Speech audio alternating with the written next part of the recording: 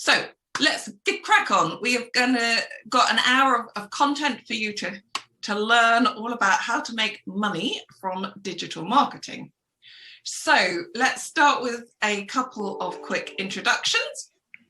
So I'm Helen Pethybridge. I am the MD of our business coaching business, Action Coach, and we are based in High Wycombe and support SMEs primarily across the South Bucks region, but we've extended into London, and with everything going on to Zoom and online, you know, geography is much less of an issue now. So we're very much around supporting businesses grow. And I'm delighted today to be partnering with Sylvia. So Sylvia, give us a quick intro. Hi everyone, my name is Silvia Del Corso and I'm the founder of Pink SEO Marketing. It's an SEO agency here in Isleworth, West London. I've been doing this job for 10 years now, 5 of which back in Italy. As you can hear from my accent, I wasn't born here. But I am sure that despite the funny accent, if you get the flow of it, we get through everything. Brilliant. So we're doing a bit of a double act. I'm going to begin our webinar and talk around the overall marketing strategy and how it fits into running your business and the importance of that. And then Sylvia's going to take it right down into some fantastic tips to get your SEO and your digital marketing really working for you. So I hope you are all equipped with pen and paper because we're going to be firing lots of information at you. What we'd like to do, because we have got a lot to cover for you, is as questions pop up in your mind, just write them, because we don't want to lose those questions, pop them in the chat box, and we will store them up and answer them at the end. So as your question pops in, pop it in the chat box.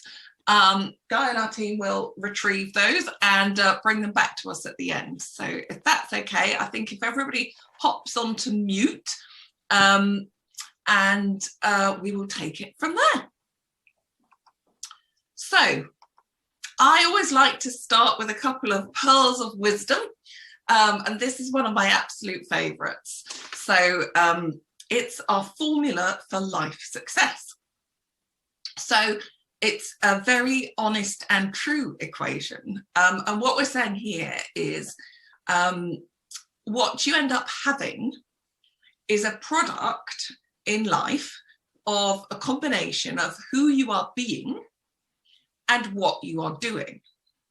And this works in your home personal life as much as in business life. So if we multiply what you're being by what you're doing, you end up with what you end up having. So what do I mean by that? Well, the being side is how you bring yourself to your business, how you bring yourself to work, the skills you've got, the attitude you've got, the mindset you've got, all of that is part of your being. And then the doing are the actions that you're taking. And what we find is, if, for example, let's make it numeric, if you've got a level 2 of being and a level 2 of doing, 2 times 2 is 4, you're going to have a 4 level of having. But if you do more being, more focus on your attitude, your skill set, and you're really in the mindset and focused, and we get that to a level 10, and you're doing precisely the right actions at the right time, so that's a level 10 of doing, we've now got 100 level of having. And it works backwards. So actually, if you're sitting there going, I haven't got the business that I want, I haven't got the number of customers I want, or they're not at the revenue level I'd like them to be at, or they're not interacting with us as frequently as I'd like, then you can work it backwards and say, okay, so what do I need to do differently to get those customers on board? Who do I need to be differently? And then if we think about that in the context of digital marketing, who do you need to be? You need to be authentic in your digital marketing. We need to be consistent in our digital marketing. So there's lots of being about getting our digital marketing to work, as well as actually, yep, you've got to do it regularly. And you've got to do it on the right channels for your business. So it's a really honest equation. So I hope you've jotted that one down. Be times do equals have. very good to work forwards and then also work it backwards. So when I start looking into a business with someone and we start those conversations, I often find a business is in the sort of shape that we've got on the left. I like to think of this, we've got 3 circles, but think of it maybe as a three-legged stool. The operations side of the business, that's the what you do. So if you're a jeweler, that's doing the jewelry side. If you're a videographer, that's you doing the videos. If that's you running a boutique or doing your art, that's you creating that. It's the guts of what you do and the thing that you are probably trained to do and skilled to do. And that tends to get the most focus, and it ends up as a really big, strong leg to our stool. But there's 2 other critical areas to have a successful business. One is the sales and marketing side, and one is sort of finance and admin side. And they tend to get a much smaller shout and a much smaller share of your attention as the business owner. So what we're doing when we're looking at running a successful, I can't say it this morning, Friday morning-itis there, sustainable business is to really even that up. So you've actually got a very balanced, even 3-legged stool where you've, yes, there's focus on operations, but you know what? If you haven't got your sales and marketing arm working, that leg isn't strong, you're going to dry up with customers who want the output of your operations. And of course, it's all very good having great sales and finance bringing in the clients and operations delivering, but actually you've got to collect the money. So we need the right financial and admin processes to make sure everything keeps ticking over. So just have a reflection for you in your business. If you were to draw your circles, in fact, why don't you do that in your notes just now? Which ones, you know, how do they sit? Are they looking like this? Or maybe you've got a huge sales and marketing bubble and not much on the operations. Which ones, what would you need to do more of to even up your circles?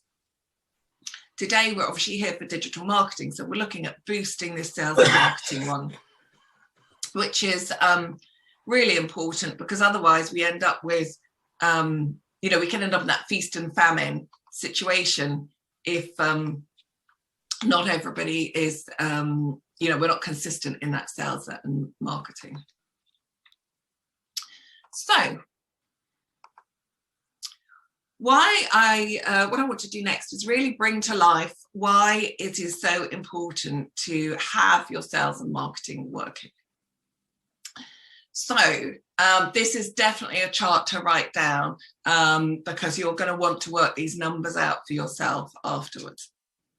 So most business owners, and maybe in the chat box, put a little thumbs up if you know these. Do you know how many active customers you've got?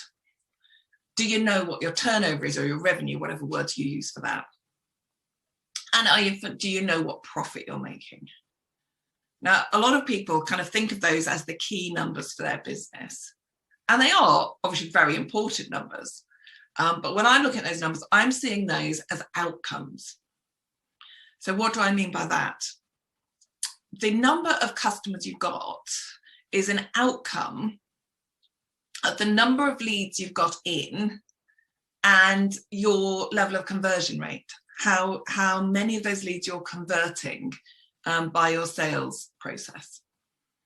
And that's a really important number to know because, for example, if you've got a load of leads coming in, but your conversion rate is low, it's obviously going to be easier to increase your conversion rate and convert more of those leads into sales to get more customers. But if you didn't know that and you go, I just need more customers, you might think, oh, I need to invest more in your marketing. When actually you don't, you need to just convert more of what you've got. The other way around would be actually go, I want more customers, I need to really work on my sales process. Well, what if you've already got an 80% conversion rate? No, you need to be spending money, you need to get your marketing working more effectively to get your leads in. So there's very different activities, whether you're generating leads or you're converting them more efficiently. And so you need to know which one to spend your efforts on, what you should be doing, back to do times B times do equals have, where should you be doing more to get more customers? So those two numbers are important to know. Turnover is an outcome of the number of transactions on average each of your customers do with you. And we've got a absolute raft of different businesses with us this morning, which is wonderful.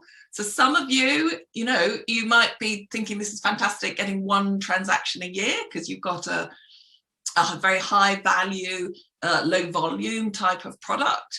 Others of you will be thinking, no, I need a monthly transaction, and others of you will want multiple transactions per month.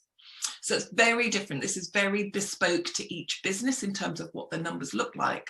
But for your business, you need to know what's the average number of times a customer has a transaction with you, and what's the average value of each of those transactions.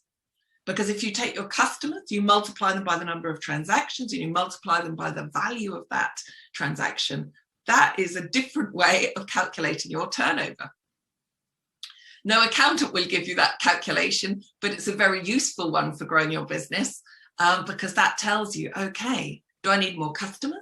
Do I need to have them doing business with me more frequently? Or do I actually need to increase the amount that they spend with me each time? And then the final number, your profit, is an outcome of your net profit margin, which is a combination of your costs, your revenue coming in, and the cost that you're taking out there to get to profit. So rather than thinking customers, turnover, profit, I want you to start thinking about these 5 elements in the blue. So let's see what that looks like. So I'm going to, just for fun, I do this with a dog kennels business, and it's Friday morning. It's been a long week, I know, and the heat's coming on. So we'll see who's awake to work out why I have a dog kenneling business as my example. So we've got a dog kenneling business, and we're assuming there are 4,000 leads. See that corny joke? Yeah, I know, it's awful. 4,000 leads per year coming into this dog kenneling business. They've got a conversion rate of 25%. So 25% of those leads they convert into being a customer, which gives them 1,000 customers. I'm keeping the numbers nice and simple here. On average, they have 2 transactions a year. So that means an average customer has their dog stay with them twice a year. And the average sale for each of those visits is £100. So if any of you have got a dog that's been in a kennel, you'll know that's probably a long weekend and no more. So there's 2 long weekends basically happening, which is giving them, if we take the £1,000 times 2 times 100, sorry, 1,000 customers times 2 times £100, that's giving us a turnover of 200,000. They've got a profit margin of 25%, which is giving them 50,000. Are we comfortable with that maths? Great. So what we will do now is then look at how we can move those numbers forward. So what's interesting here is you're seeing the number of leads. This is where our digital marketing is going to come in. It's right at the top here, right at the start. So if we can get more people in the funnel at the top, it's obviously going to go all the way through this calculation. So let's say we actually get our digital marketing working more effectively and add 10%. We do 10% more effectively because we've listened to the tips that Sylvia's about to share with us, and we're getting those keywords working. We're doing all the right stuff. So that with a 10% increase is going to give us an extra 400 leads. We're going to do a bit of work on our conversion rate. For those of you who are selling online, that's also getting your website working through, taking people, giving the right messages, the right prompts, the right call to actions, all those things to take people through to actually buying. So we're going to increase our conversion rate just by 10%. So that's not adding 10% to it, we're just multiplying it by 10%. So that's going from 25 to 27.5%. And when we multiply those through, we get an extra 210 customers. We then want to be working on encouraging our customers to have more transactions. In this case, with our kennels, how can we have them coming back for more visits? Maybe we're going to do a promotion around, actually, let's have your dog for the whole summer holidays. Maybe we can do a promotion and actually say we do doggy daycare if you want to go up to Wimbledon for the day, or Christmas shopping for the day, something like that. So we can increase them by 10%. That would be just 2.2. And then we can put the average value up, which is by either putting your prices up or cross-selling. So maybe we add in some doggy massage, pamper days that they can have whilst they're staying, all sorts of things we can add in there, and to get us up by 10% to 110. Now, by doing those 4 10% increases, little bits that we're changing on those 4 elements, look what we've done to our turnover. It's actually a 46% increase in turnover. Then we're going to look at our costs. How can we manage that more? Maybe put the prices up, bring the costs down, take our margins up. And we've put our profit up there by 61%. That's an extra 30,000 revenue. That's our profit. So who'd like a bit of that? But it all starts at bringing our leads on board. So I've gone through that quickly. I said we've got lots to get going. Sylvia and I are passionate about educating business owners in our respective areas. And so we're offering you a complimentary consultation afterwards. So if you want some help working out these numbers for you in your business, then just pop a note in the chat box, and we'll also capture those in the feedback forms as well. So I'll jump on a call and we can work these out for you. So what we want to think about, you can see how much sales and marketing is important to this, and we see it very much as an investment. For every pound that you're investing in your marketing, more pounds should come in. But actually, how many of you know that your marketing is currently a positive investment, positive return on investment? Before we can get into this, we need to get ourselves out of price competition. Now, are many of you feeling in price competition now? Because what we need to do is get out. And you're probably thinking, golly, how do we do that? So we need to do that by getting into a niche. And being in a niche is where you are being or doing, depending on your business, something that's different to others. Yes, that's normally a definition of a niche. You're doing something unique and different as part of your unique selling point. But we've got an extra element in there, which is what you're doing. Yes, it needs to be different, but it needs to be, and here's the magic, worth paying more for. And in today's environment, because needs are changing. We've been through this, madness of coronavirus lockdowns and all sorts. So is what you're doing worth paying more for? And if not, how can you make it be worth paying more for? Because that will elevate you and really enable you to get the maximum out of your marketing. So to get that positive investment, there's a couple of things you need to do. First off, I'm always urging people to know how much it costs you to acquire those leads at the top of our equation. So when you invest in marketing, I've put here advertising, this could be either direct advertising or pay-per-click or something like that. It can also be in support, your marketing support. If you've got someone writing blogs, someone managing your SEO, there's different ways we spend. It might be even spending on seminars, it might be leaflets, the printer cost. All of those go into your cost of acquisition. So you add up how much you're spending on your marketing. It can also be subscriptions to your LinkedIn, premium profile, that kind of thing. And you look at how many customers you're getting from that advertising and you can divide it through. So in this example, £300 invested, 10 customers, it's £30 to acquire that customer. So we can reduce that cost of acquisition either by reducing our cost of advertising or by, which is more what we want to do, is increase for that same value, increase the number of customers we're getting in for that, making that money work harder for you. So that's our cost of acquisition. And then we want to marry that with our lifetime value. So most businesses have got the opportunity to have lifetime value from their customers. So it's not just the spend that they come in with. So when you acquire that customer for the first time, yes, they'll spend and invest with you and purchase your product or service. But for many of us, that's either a recurring revenue, or once they found you, provided they have a great experience and they love the product, they're going to repeat buy from you. for as long as they're engaged with your business. So actually in this example, if they spend £550 a year, their value to you isn't £550, it's £550 for however long they stay with you. So that over 6 years would be the 3,300. So when you look at it like that, it's worth investing more to get someone for £3,300 than it would be to invest if they were just going to spend £550 with you.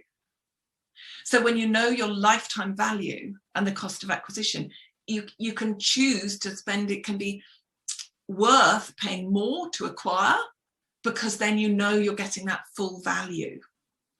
And the more you get spending once, then the more opportunity you've got for that full lifetime value. And then you can work on the retention strategies to further increase that lifetime value. So have a look. What's the lifetime value opportunity for you?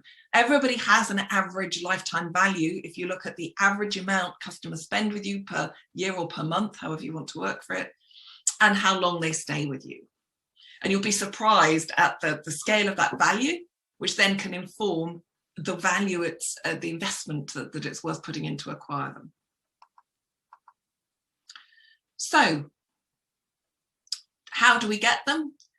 We need to be targeted. With the first thing, the most thing we need to do when we're looking to build new clients is to make sure we're targeting very specifically the people we want. And we say it's 10 out of 10 importance to get your target audience spot on.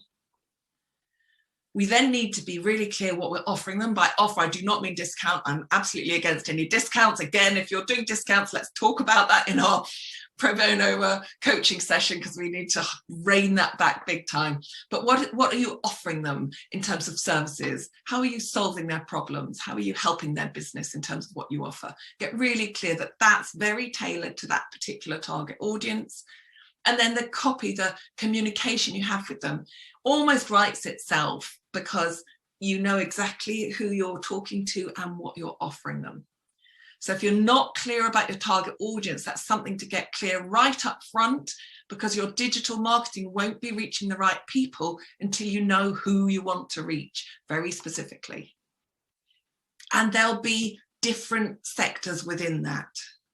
We want to be aiming, a lot of people are like, oh, Helen, if I focus on a very particular area, I'm going to exclude others around it. That's fine, you'll pick up. If you focus, when you're marketing digitally or any other way, you want your reader to be thinking, that's me. And then they'll engage with you and what you're saying and your website, etc. So you've got to hit the bullseye there. But you can hit multiple different bullseyes as long as you're talking to that group. So get clear on who are your key groups before embarking on your digital marketing. Then we start fishing. I was thinking, it's like, I don't know if we've got any keen fishers on here. I'm not even a keen fisher, but it seems a great analogy, is that actually, especially on the digital side, we're casting our rod, we're casting our net to gather fish, and we can get them just about on the hook. But until we then engage the sales process as well, we haven't got them truly on board until we've landed them into our ship, our fishing boat. But we have to cast our net where we believe the fish are. We've got to use the right equipment for the type of fish. If we're fishing for tuna, we're going to use very different equipment to fishing for mackerel, which goes back to our target audience. Who are you fishing for? And are you using the right equipment, the right tools, the right media to get them? And then once you've got them biting, you've got them landing on your website, what's your process to actually land them? And then on the digital side, it's very much a continuous process as you go through that. So thinking digitally, there's three core areas where you can build your marketing strategies. A lot of people think straight off, oh, digital marketing, it's all about pay-per-click, the paid side on our red bubble here. Display ads, the remarketing where, you know, the adverts keep popping back up for you. So there's lots of different things we can do on the paid social boosting your Facebook ads, your Facebook posts and your ads, etc. So the paid side is there, but actually, why wouldn't you maximize the other two circles where you're not having to pay? So the earned strategies, your reviews, when people, your clients and your existing contacts are amplifying what you're doing through the social sharing, the posts, influencers, when you're getting your message out there without having to pay for every single view. And indeed then the materials and the assets that you own, your website, your profile, which pops up in so many different places, and all those good things. So I'm now, having got you to this point, going to hand over to Sylvia, because Sylvia is going to talk you through the SEO strategies and digital strategies that are really going to amplify the earned and owned side of this, to maximize that for you before we have to get into the paid side. So Sylvia, take it away for us. Thank you so much. Well, that was really, really insightful, and it's easy sometimes to focus on the how-tos and not to measure. So keep everything Helen just said in mind, and make sure that whatever you do, you always measure. So you will have to keep track of whatever you do, and time and investment and the return on it. Now in this session, I'm going to give you ideas on what you can do with your own hands, basically. So it's something that you don't have to invest on unless you want. And the aim with SEO, in particular with search engine optimization, is to transform the potential of your website from being a passive subject that you just show around like a business card to being an active source of leads. Leads of people you don't know about, that you have never met, are not in your circle of acquaintances, and even when you sleep. This can only happen if your site can be found on Google. So what we're going to go through today is mainly SEO and how you can be found by more potential customers. As always, there are two ways of doing stuff. You can do it yourself or you can outsource it. The main difference is what you are investing on, because we always have to invest something if we want to get something back. You can either invest your time or you can invest your money. There are differences in terms of if you do stuff on your own, it's a very empowering process, at least learning how to do things, because regardless of what you choose then, even if you then decide to outsource because you can do it, because you prefer to invest your time differently, at least having a little bit of a basic knowledge of how things work can help you better understand what is being done for you. So regardless of what you choose to do, make sure that at least you know how things work. And in particular with SEO, there are some basic things that if you have them in the back of your mind, it will stop feeling something very dark, obscure, technical. It can be quite plain and understanding. Basically, the first thing that I would recommend you to do is researching. So when you are to the field in which you are trying to compete against somebody else, you need to know who you're competing against. So make sure that you know precisely who at the moment you are trying to outrank. So there are generally 10 positions in most settings on Google. Most people settings on Google, there are 10 positions on the first page. In those 10 positions, it is like a zero-sum type of game. So if you are going to be there, it means that you're pushing somebody back, you're pushing somebody down. So first of all, you need to be aware of who you are racing against. It's like a race. You need to know your opponents. You need to know who you are going against and how they're performing. how they're ranking, what they're appearing for. Just try to pretend you're a customer. You're searching for something that you offer, and you find out who's ranking, and you actually make a list. And then you start investigating a little bit their websites, and you find out what are their strengths, what are their weaknesses. Are they really your competitors, or do they appear and they're not really your competitors? So maybe you start thinking of what you're searching for in terms of keywords, and we will go talking about this soon. But one thing you can keep in mind is that SEO is not just for big businesses. We may be tempted to think, I'm too small, I can't compete with them. But actually, research shows that most of the things that people search for, they are not generally big guys. There's something more local. Even if now things are happening online predominantly, we still tend to search for something that's very niche, very precisely. So it becomes particularly important to know how to be out there. So you can even restrict the number of competitors that you're going against.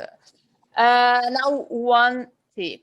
This is a very easy win that you can have. If you never tried it, if you never made it before, just start creating your own Google My Business profile.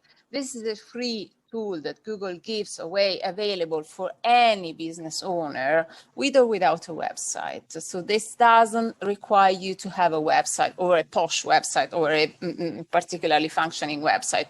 You can have an online presence just without, and you can create or claim, if it already exists, your Google My Business. You just go on google.com/business, and that's all it takes. You research your business name. If it exists, you claim it as yours with a tiny verification process. If it doesn't exist, you create it. And then you start populating it, because there's so much that you can add on that, images and videos, and you can post on it, and lots of information, and it will make it more relevant for people when they're searching for. And one thing that's very important with Google My Business, and we all check for it, so we are all users, so we can easily put ourselves in the shoulders of somebody else, is how reliable this looks like. So if, for example, you've been making changes, you rebranded, you moved location, you changed something, you may have different listings online in various other parts of the digital ecosystems. You may have somewhere something that contradicts, conflicts with something else. And we, as customers, we don't really trust when these things tend to happen, because we may think maybe that's not the right business. And there we go, we lose it, because it's just a second. It doesn't take long to lose the potential of a customer. So, and it also helps you rank better with local SEO. If there is this consistency with NAP, name, address, and phone. These are the most important things. And then make sure the logos are all the same. If you have different important features, make sure that all the local citations are equivalent and consistent. The really important thing that you can do with local citations is your reviews. So make sure that you proactively ask for reviews. So it's not just waiting there for them to come.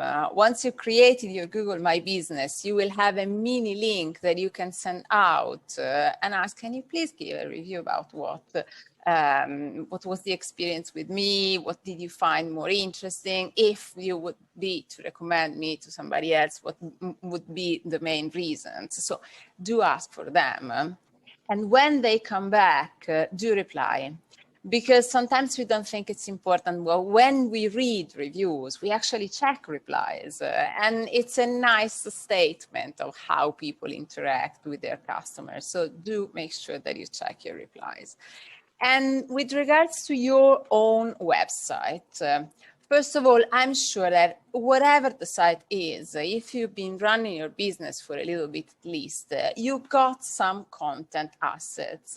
So make sure that you have a little bit of an inventory of the existing content assets on your website.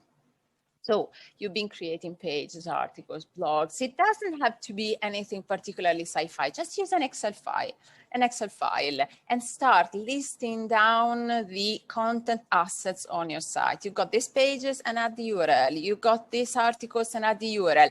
That's the start of a very important document, easy to be done, but extra powerful that I will tell you today. So just make sure that you start listing down what you have.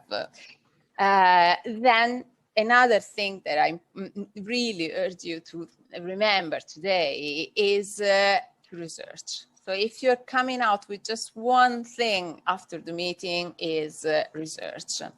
Keep finding out how the others rank, how you rank. So for those keywords that you want to be found for, how is the initial situation? In which position are you there? You know the famous saying that it says that if you want to hide a body, the safest place to hide it is the second page of Google, because nobody can go there. So you need to be aware of where your site is ranking at the moment. For those pages, for those keywords, you need to know where you are. And don't worry if in the beginning you're not there. It's normal because you've never done it intentionally, and it doesn't happen if you don't do it intentionally anymore. There's just too much competition. It takes some real manual work and effort to be out there. But there are things that you can do, actually, definitely. And this is another really, really core thing to do. Make sure that you know the language of your users. Keyword research. And there are many ways of doing it. Now, in this slide, you find some free tools that you can use, and you will have a recording of the slides. So if you can't take note now, you will see it again, and you can take note and you can try them. Do try them, because there is one thing that we always do as business owners, and it is assuming. We assume that we know what people search for, and it's not the same, because we are very educated. We know about our niche too much more than our real customer. So we use very precise and appropriate terms. We use sometimes umbrella terms, a lot of jargon. The customer does not. Generally, if you start researching the keywords or what they search for, you will be surprised, because you will find something that you would not have expected, actually, that was important for them. And it's, oh, that is something that I need to add on my site. But also that maybe they don't really explain things the way you do. But Google will never be able to associate your site as the best match. Think of it as a love match, the best match for somebody's search if you do not have those words on the page. So the words that your customer searches for, you need to be very aware of them, and you need to have them on the page. And I will tell you where in a second. So make sure that you know what language they speak, and then you have to have it on the page. Every page needs to have its right keyword. Now, not all keywords are born equal, and some are extra competitive and too vague. You don't really want to be found for something. If you're selling, for example, tennis shoes, you don't want to be found for keyword shoes, because it's too general and be too competitive. You're like out trying to race against billions of other competitors.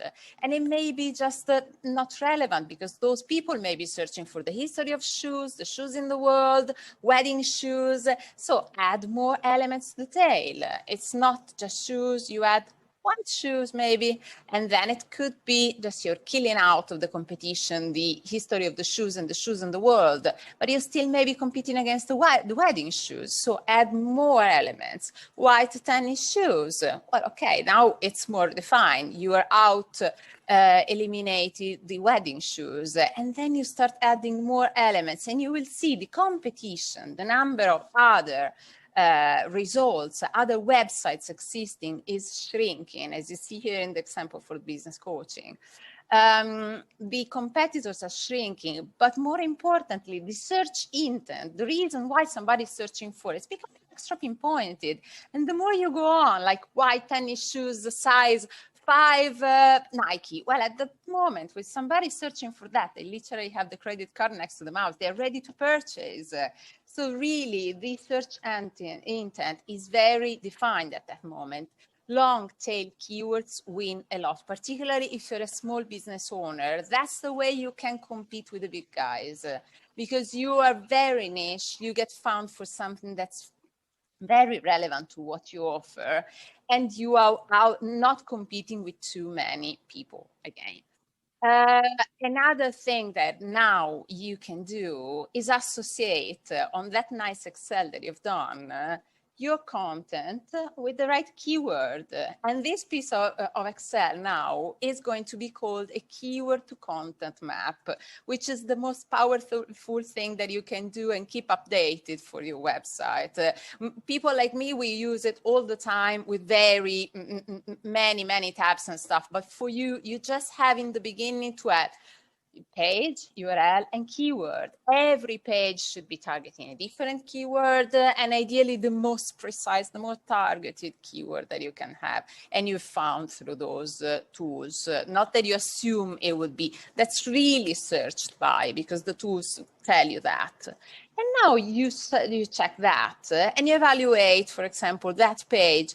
Is it long enough? Because you may not know if a page is shorter than 300 words. Google does not really like it much because they consider it's not going to be providing a lot of value to the user. So another element that you can add to that column in your Excel is content length. If it's too short, then you've got something to do, expand it a little bit. Are there internal links to pages so you can keep people on the site longer? If not, that's again something that you can do on your own. Is there a call to action?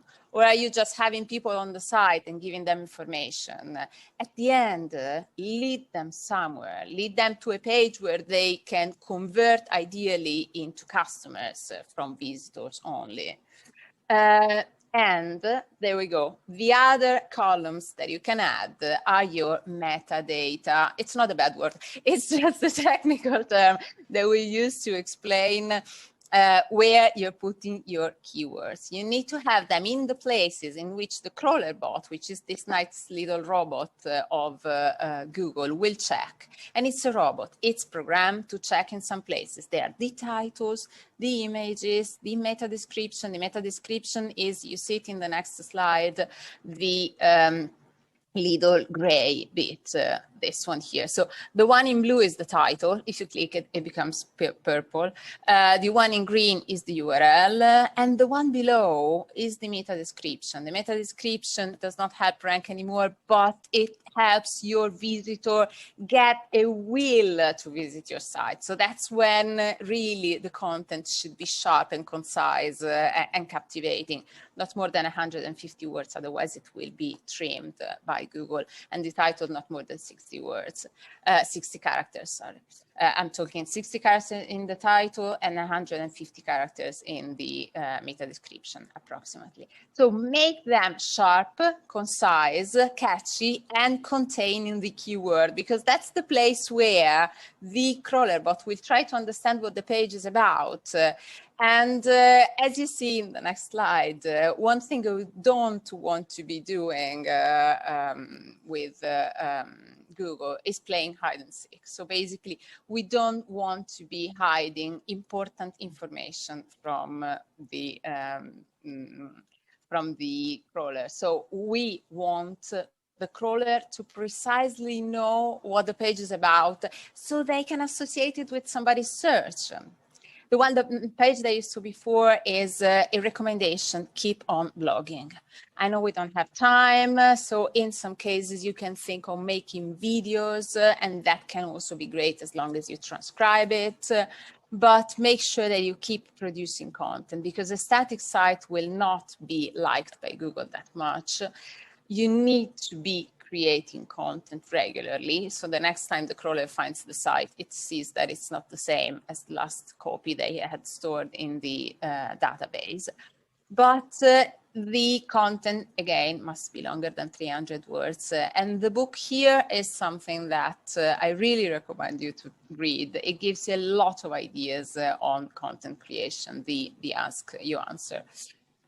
So, as we were saying, videos can help you if you don't really like blogging. if you don't like writing, you can vlog. And it's the most complete type of content creation that you can have, because from a video, then you can extract words via transcription and it becomes an article. You can extract the audio track and it can become a podcast. You can extract mini elements and they can become social media snippets. There are so many things that you can do with a video. So if you're not too scared of a camera in front of you, that is the most complete type of thing that you can do. The final little thing that I would urge you to do is to become aware at least of the 3 main technical things that you could have on the site. If the site is fast enough, and the first link is a free test of page speed that Google is giving at your disposal. If the site is mobile friendly, and now I really pray that no website in the world is anymore not mobile friendly, because they should really be. And if it is secure, it is not only relevant for e-commerce websites. Even if you don't get money on your site, it needs to be secure. Otherwise, people will see that nasty type of window. This site is not secure and it's totally unprofessional. So we don't want that. And it's just a little encryption protocol that you have with your hosting. It's a certificate that you pay tiny little sum. But Google doesn't like not secure websites. So make sure at least these little 3 technical things are in place. And if page speed is not up to the level it should be, talk with your web developer or somebody with a little bit of technical knowledge. It could be me or somebody who can code, and they can make sure that you at least you improve it a little bit if you can get to the max. Because now from May, page speed is part of the algorithm with the Core Web Vitals. Okay, I think we went through everything. And yeah, this is what we can offer as part of the assistance. It's one-off, or it can be a long-standing type of support. I think we have time, Helen, for questions and answers. Yes. So we've rattled through so much content there. Thank you so much, Sylvia. I love listening to your tips. They're just so clear, and yeah, I've got a few things on my list here already. So hopefully our words have inspired you and provoked some thoughts. But you know what? I'm sure a number of you attend a number of these kind of webinars. They only actually create value when you do something with the knowledge you've just picked up. So we're all about action here and doing something with it. So putting your questions in the question box, but also pop in the question box. And Guy, actually, could you just put the link to our feedback form in the question box as well? Because Sylvia and I really want to help you take what you've learned this morning into doing something with it in your business. So we've outlined some time in our diaries over the next, it is the summer holidays coming up, so it might be a few weeks time, but getting some time in with you to help you land what you've learned here. So do take advantage of this. And pop it in the chat box or in the feedback form. There's another opportunity to say yes, please. And we've got our contact details there as well. So yeah, what questions have we got? We've got, yeah, a good few minutes here to tackle your questions. I have a quick question, Sylvia. SEO. So I have been, looking at my website and trying to get the SEO bar to go green. So there's pages, and then each product that we upload, there is a little bit of meta description that we can add. But I always hear people saying it's SEO per page. So then do I just go into pages on my WordPress and look at that, or? Your products are pages, Okay. Product pages, blogs, they are all pages, and each of them should and can be found for a different keyword. So when you were mentioning having the green light, you were talking about the plugin, the Yoast, free Yoast SEO plugin, which if you have a WordPress website is really, really helpful, because it's giving real-time check. If if you're using the keyword in all the right places. If you forgot, for example, in the title, you will have a red light telling you you need to add it to the title. So it's immediate, the type. It's having like somebody like me on your shoulder and telling you where you have forgotten stuff. So it's kind of helpful. But every keyword that you put in there should be thoroughly researched. Don't just put keywords that you think might be the right one. So do spend a little bit of time, even if it's just half an hour, to actually research what people search for. There is a lot of keyword research tools, and then you optimize fully and you get all of your green lights. But before putting the keyword in that field, it's a very strategic choice. That. Great, thank you, Sylvia. Thank you. Well, I'll let somebody else ask if they have any questions before I jump back in. Great. Anybody else got a question ready at this moment? Please speak out. Be great. Or even if it's something that you heard, because there is a lot of misconceptions and myths that you may have heard. Is it true that? There's plenty of them around. And things have changed a lot. So there were things that were valid a bit of time ago, and now, so if there is something like that. I have a question. Great, Alison. I do a lot of social media content and marketing, and I have worked with Sylvia on joint projects. Where the SEO is built into the content or the hashtags, if it's on Instagram, how much more traffic does that help drive to the website? Because there seems to be some controversial thoughts about it. Some people say it makes no difference, and some people think it makes a huge difference. Well, in terms of the website, if you're not using the keywords, the right keywords on your content, it's a massive wasted opportunity, because the next time the crawler bot is trying to understand what the page is about, if you're using just very poetic titles like the dawn of a new era, and actually you're selling chairs, you want that page to be ranking for chairs. So you can't really play hide and seek with your crawler bot. You need, if you want that page to be ranked for the new type of modern chairs, you do use some kind of very branded and poetic titles, but include your keywords somehow in the text, because otherwise it cannot happen, that type of love match. Thank you. And what about if you use them in hashtags, or is that just goes nowhere, or does that help too?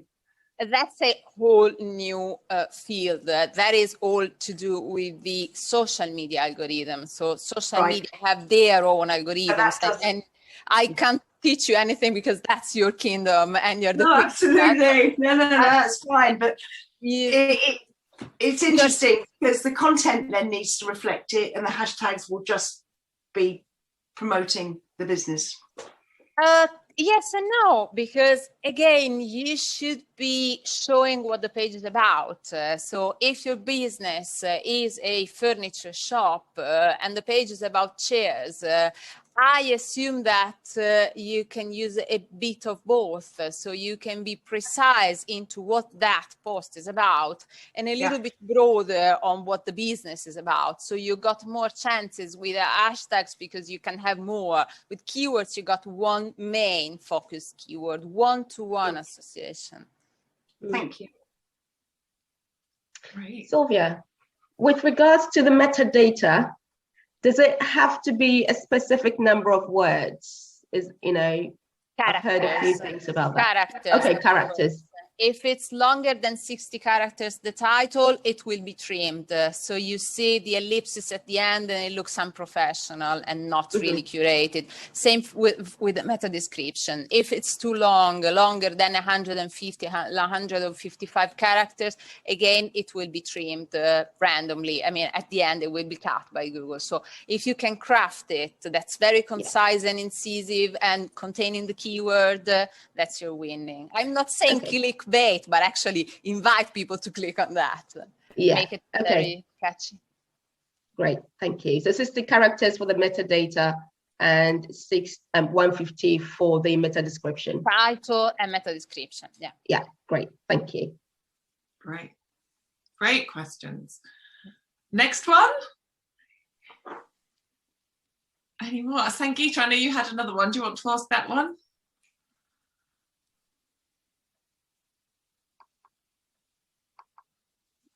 we've lost her. Right, I forgot that one because I went in and looked at one of my products. And so I thought, okay, let me see if I search for yellow rose painting, if it comes up. It did not. But if I type the yellow rose along with the title of the actual painting, which nobody is going to search, it comes up first. So yeah, it's a little bit general. Yellow rose painting could be a little bit general. So you could maybe extend the tail of the keyword by adding more elements, like if it's an oil paint, if it's an acrylic paint, if it's a modern, if it's an atmospheric, if it's a bright, cheerful, then you need to make sure that people search for that. So you start searching, yeah, even with Google autocomplete, if you start searching on Google search bar yellow rose painting, you will see what Google helps you complete, giving you recommendations, and those recommendations are based on things that people search for. So if any, that's a very quick way to do keyword research. Yeah, I think it's about having this mindset when you're filling in the data. Yeah. That is important, because it's just like there's just so much going on, right, in the background. So once my website is ready, I think that's when I'm going to move into serious SEO stuff, when I will ask you more. But once you start thinking from an SEO perspective, then you think of it every time. Now you create a new page, a new article, you spend a little bit of time thinking of the title and all the elements, because you're thinking that you actually want to be found and not just push something out on the site. Great. Thank you so much. Those are great questions. We are now top of the hour at 11 o'clock. So thank you so much for joining us. As we said, we have been recording this session, so we will send out a recording so you can rewatch and make sure you've captured everything. And do click on that link in the chat box to give us your feedback. We'd love it, because we want to do more of these, and your feedback is so important to us. And that's also where you can put and sign up for your complimentary sessions with Sylvia and or myself.